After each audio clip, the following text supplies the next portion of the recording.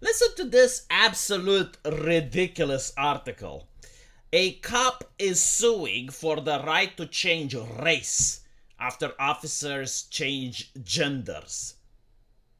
You know, when you read this from Europe, it is difficult for your brain to even comprehend the fact that this is actually happening.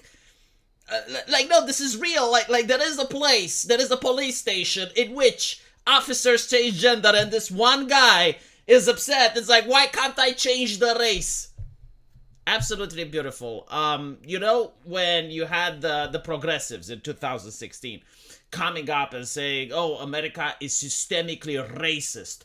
Vote Democrat so that it stops being systemically racist." I guess now they're right. Like, no, unironically, I've never heard ever, since I grew up, ever like a person in the U.S. trying to sue so that they can change their race. Like this is new territory, new grounds that we are exploring. We are in the Starship Enterprise, discovering the new frontier of stupidity. So, to be honest, I get what he is saying, because the argument for changing gender is a scientific one. You see, it's all about deconstruction. Like, they will ask, can you define what is a man? Define, like, what is a woman? Like, all of a sudden, they don't know. This knowledge that has existed throughout the tens of thousands of years of human history, and you can still find it today, like in the documentary, What is a Woman? They actually did that. They went to Africa, to a tribal village that still maintains tradition and heritage, and they asked them, like, what is a woman? They knew, but people in California, they forgot. I don't know how that happened. I don't know, like, how the knowledge is lost, but all of a sudden it makes me think that Warhammer 40k is actually a great piece of literature, because they also lost the knowledge. The golden knowledge of mankind is lost in the present, yeah? So they will ask, like, what is a woman? What is a man? And you're going to say, well, it's about the chromosomes, right? XXXY. Ah! But what about the people with XXY? They exist. And because they exist, even if it's like a 0.0.1% of the population, therefore we need to erase everything we know. Everything goes out the window. That's their argument. Right? It's almost like asking people, how many fingers does a hand have? And you say 5, and they go like, ah! What about the people with birth defects? What about the people that lost a finger? You can't say that human beings have 5 fingers. We need to erase everything that we know, right? Like, this is the same logic. The interesting thing is, like, the logic actually works even better when applied to race. Because if you ask them, like, what is race? Well, they will say it has to do with ancestry, DNA, right? But when you look at someone's ancestry, it's very rare, in fact, almost impossible to find, like, someone that has, like, racial purity. Like everyone has at some point an ancestor that was of a different ethnicity. Elizabeth Warren, perfect example, right? Like, she goes around saying that she's Native American, and then the tribes themselves disavowed her.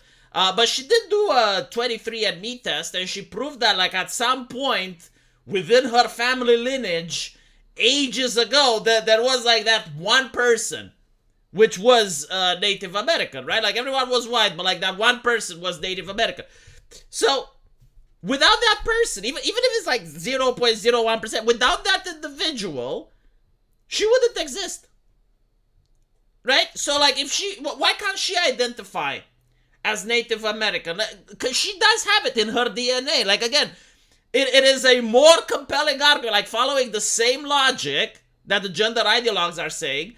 This one actually does make sense. It's like, okay, well, in my history, like, my grandfather was Greek, and therefore I want to identify as Greek. Why can't I, right? Like, what are the rules? Why can a person change gender, and why can a person not change race? But this is like an ongoing trend in America. There was another article that talked about students at the university lying about their race. This is another interesting thing. Like, why the fuck do you care? You know, from a liberal standpoint, it literally shouldn't matter. In fact, everything should actually be sealed so that you wouldn't see what gender or what race a person has. Unless you want to be racist or sexist, of course, which America apparently does. Institutionally speaking, it is. But the students that were asked, it's like, what race you are? Many of them were saying Latinx, because you can't verify, right? So like there were white people having to lie. And by the way, like that's also a signifier of, it's like, oh, white privilege. It's like, well, why are white people lying about their race? If, right, like this guy is classified as white, why does he want to change that? If there's so much, if he's oozing with privilege, his parents are oozing with privilege as well, right? Why is he suing the state in order to change the race? So we're having these interesting issues where in a majority country, the majority tries to pretend that they're not part of the majority. It's almost like the country is under occupation, isn't it? Like historically speaking, that only happens when you are occupied by an empire. Like, for example, Transylvania, right? Transylvania is Romanian territory. Copenhagen, Hungarian, but it's true. Like right now, historically, it belongs to Romania. But in the past, when the Hungarians took over, they forced Catholicism on the people. So many people, like the majority was Orthodox, but they had to pretend that they're Catholic in order not to get discriminated. So they had to pretend that they're part of the minority. It's kind of like the same here, but it's based on race rather than religion. I'm pretty sure that in the past, right, like if the British Empire like conquers a nation, well, if you manage to pretend that you're part of the minority, because like there's not that many British settlers there yet, and you're like, well, I'm British, right? All of a sudden you get access to perks. So in this situation, it's actually interesting. Like he doesn't just want to change race.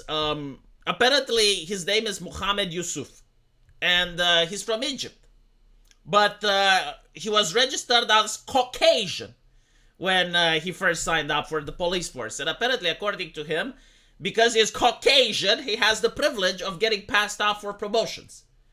And, I mean, isn't it like this why diversity officers exist? To make sure that they are promoting minorities and that they are promoting different genders, right? Like, so him not being a minority or a different gender, he doesn't benefit from that. So he's like, I don't want to be Caucasian.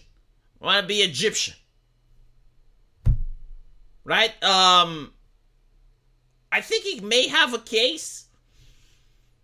Again, I'm not a racist. I do not know how the DNA, the race, the pedigree, all of this thing works and how it's institutionalized and, you know, like what race benefits from what and how much percentage is required. I'm not an expert.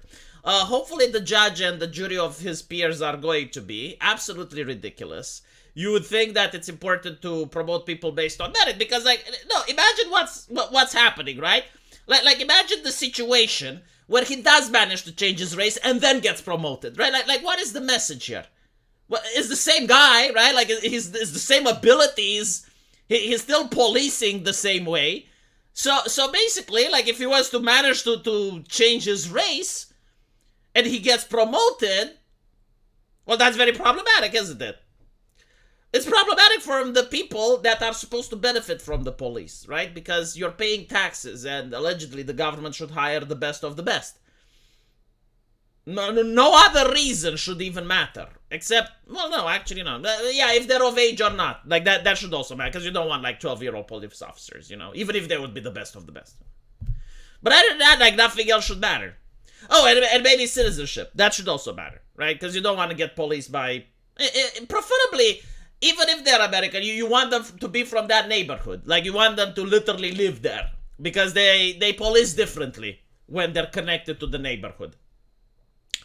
So that could also, you know, be something to take into consideration. But other than that, no. Am I right or am I wrong? Let me know what you guys think. And don't forget, if you like the channel, heaven forbid knows why you would, consider becoming a member, or there's a link into the pinned comment where you can subscribe.